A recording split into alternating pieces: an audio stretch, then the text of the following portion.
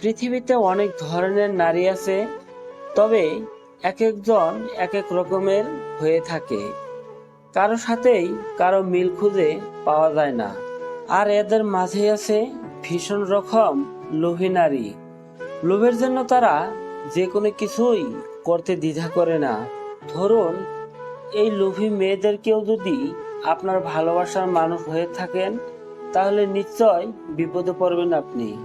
এক্ষেত্রে সে কিন্তু সর্বদা নিজের স্বার্থে আপনাকে ব্যবহার করবে।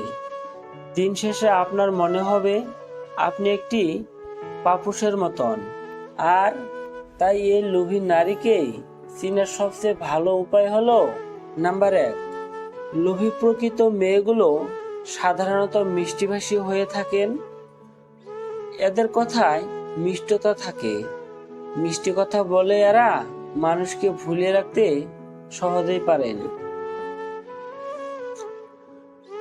এদের কথা শুনে আপনার মনে হবে সে একজন প্রচন্ড ভালো রকমের মেয়ে। সে কোনো অন্যায় করতে পারে না, এমনকি সে সব সময় আপনার মন জোগানোর চেষ্টা করবে। এরা আপনার সাথে ভালো ব্যবহার করে আপনাকে বিপদে ফেলে দিতে পারে যে কোনো মুহূর্ততে। নাম্বার 2, লোভী প্রকৃতির মেয়েদের অনেক বন্ধু থাকে, তবে এদের প্রকৃত বন্ধু থাকে না। প্রতি মুহূর্তে এদের বন্ধুত্বর বদল হয়। আজ একজন তো কাল আরেকজন। এরা শুধু প্রয়োজনেই মানুষের সাথে মিশে থাকেন। প্রয়োজন শেষ হলে যত দ্রুত সম্ভব এরা কেটে পড়ে।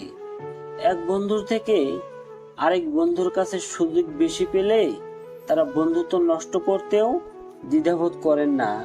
নাম্বার 3, লোভী মেয়েরা সব সময় যা করবে হিসেব করেই করে।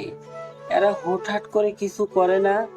এদের মধ্যে সব সময় একটা না ওটা এমন একটা ভাব লক্ষণীয়। যেখানে এদের লাভ থাকে বেশি সেদিকেই এরা নজর দেয়।